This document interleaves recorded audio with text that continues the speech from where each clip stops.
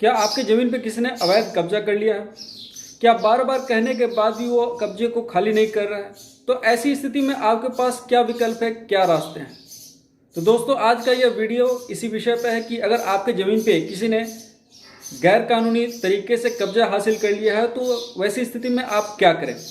नमस्कार, मैं एडवोकेट सौरभ कुणाल, स्वागत है आपका हमारे इस यूट्यूब चैनल पर। यहाँ पे हम डिस्कस करते हैं बहुत सारे लीगल और फाइनेंशियल इश्यूज़ को। तो आज का हमारा विषय यही है कि अगर आपके ज़मीन पे किसी ने गैर कानूनी तौर पे कब्जा कर लिया है तो उसे कैसे छुड़ाएं। तो मित्रों, इसमें कई सारे विकल्प हैं, लेकिन मोटे तौर पे मैं 4 विकल्पों को बताने जा रहा हूँ। पहला विकल्प यह है कि आप उनके ऊपर सिविल सूट फाइल कर सकते हैं। दूसरा यह है कि आप उनके ऊपर एक आपराधिक कार्रवाई चला सकते हैं। तीसरा विकल्प यह है कि आप सीधे पुलिस में एफआईआर दर्ज करा सकते हैं। या चौथा है कि आप इसे एक रेवेन्यू मैटर के केस की तरह इसे रेवेन्यू कोर्ट में एक केस फाइल कर सकते हैं। तो ये 4 विकल्प हैं। इन्हें या तो आप एक साथ चारों का इस्तेमाल कर सकते हैं या अलग अलग भी तरीके से इस्तेमाल कर सकते हैं। तो इन सारी चीज़ों को डिटेल में शुरू करने के पहले मैं आपसे रिक्वेस्ट करना चाहूँगा, अगर आप YouTube पे हमारे इस वीडियो को देख रहे हैं तो चैनल को सब्सक्राइब जरूर करें। अगर Facebook के माध्यम से आप हमारे इस वीडियो को देख रहे हैं तो हमसे जुड़ें, आप हमारे पेज से जुड़ें ताकि हमें आत्मबल मिले, हमारा सहयोग करें। तो चलिए हम शुरुआत करते हैं कि अगर आपके ज़मीन पर किसी ने गैर कानूनी तरीके से कब्जा हासिल कर लिया है तो ऐसी स्थिति में आप क्या करेंगे।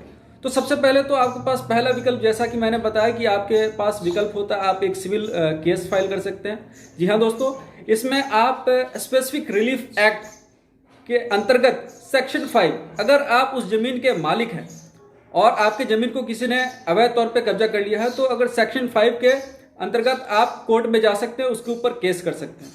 अगर आप उस जमीन के मालिक नहीं है लेकिन विधि पूर्वक आप उसका उपयोग कर रहे हैं, यानी लीगली आप उसको जैसे आप उसके किराएदार हैं या आपने उसे लीज पे लिया है या ऐसा कोई पट्टा है या कुछ भी ऐसा जो आप लीगली उसका उपयोग कर रहे हैं लेकिन फिर भी कोई आपसे अवैध तौर पे उसे कब्जा किए हुए है, तो वैसी स्थिति में आप section 6 of the specific relief act के अंतर्गत आप कोर्ट में केस फाइल कर सकते हैं।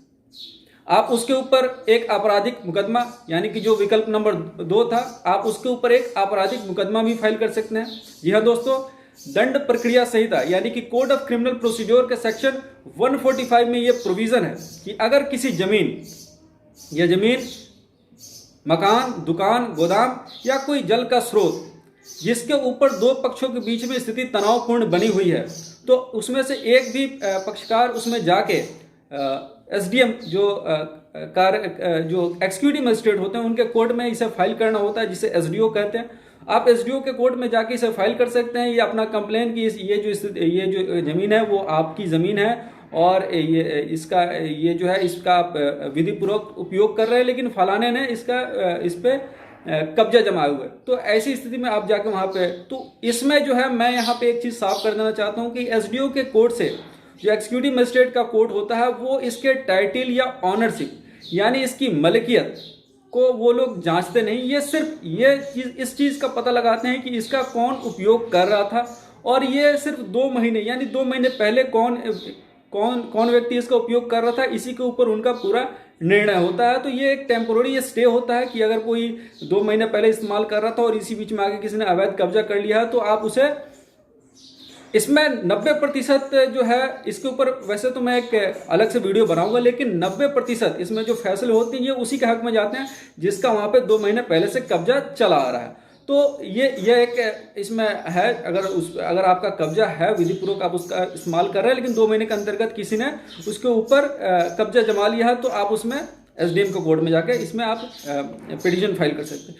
तीसरा यह है कि आप पुलिस केस कर सकते हैं, एफआईआर कर सकते हैं। जी हाँ दोस्तों, आप सेक्शन 447 ऑफ द आईपीसी भारतीय दंड संहिता के सेक्शन धारा 447 के अंतर्गत आप केस भी कर सकते हैं, जिसमें ये ट्रेस पास है। ये एक तरह का जो है आपका अपराध है जिसमें 3 महीने की सजा, 500 रुपये जुर्माना या दोनों हो सकते हैं। तो आप इसके लिए भी पुलिस में केस कर सकते हैं। चौथा जो आपके पास विकल्प है, आप जो है रेवेन्यू कोर्ट में जाके इसे फाइल कर सकते हैं।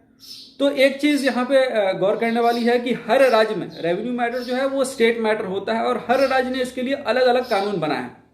उदाहरण के लिए बिहार में DCLR जो है इन सारे मामलों को देखते हैं। DCLR होते हैं deputy commissioner of land reform. तो अगर आप बिहार के रहने वाले हैं तो DCLR में के कोर्ट में भी जाके लैंड डिस्प्यूट का जो कुछ भी आपका यह मामला है उसे आप एक पिटीशन के थ्रू फाइल कर सकते हैं। तो ये 4 विकल्प हैं। इन चारों विकल्प को आप या तो एक साथ इस्तेमाल कर सकते हैं या अलग अलग इस्तेमाल कर सकते हैं। तो ये सब कुछ आपके केस के ऊपर डिपेंड करता है। तो मित्रों, अगर आपको कोई भी ऐसी समस्या हो जहां पे आपको कानूनी जानकारी चाहिए या कानूनी सहायता चाहिए, तो इसके लिए मेरा नंबर आप लिख सकते हैं। ये हमारे फेसबुक के पेज पे दिया हुआ है या फिर हमारे यूट्यूब चैनल पे जा सकते हैं। वहाँ के हर डिस्क्रिप्शन में मेरा नंबर दिया हुआ है, आप मुझसे संपर्क कर सकते हैं। मेरी टीम लगभग बिहार के सभी जिलों में है जो आपको एक लीगल एड देने के लिए, कानूनी सहायता प्रदान करने के लिए तैयार रहती है। और साथ ही मैं आपको बता दूं, ये वीडियो जो है एक लीगल अवेयरनेस, समाज में जो है बहुत सारे ऐसी चीज़ें हैं, ऐसी कानून है जिसके बारे में लोगों को जानकारी नहीं है। तो एक लीगल अवेयरनेस कैंपेन के तहत ये हमारा ये वीडियो है जो जनता के अधिकारों को बताता है कि उनके क्या अधिकार हैं। तो ऐसे ही वीडियोस को देखने के लिए हमारे फेसबुक के पेज से जुड़े, या अगर आप हमारे यूट्यूब पे इस वीडियो को देख रहे हैं तो हमारे यूट्यूब के चैनल को सब्सक्राइब करें। अगर आपको वीडियो पसंद आया हो तो वीडियो को लाइक जरूर कर दें, चैनल को सब्सक्राइब कर दें और साथ ही साथ इसे बहुत सारे लोगों के बीच में आप शेयर भी जरूर करें। तो फिर मिलते हैं एक नए वीडियो के साथ, तब तक के लिए नमस्कार।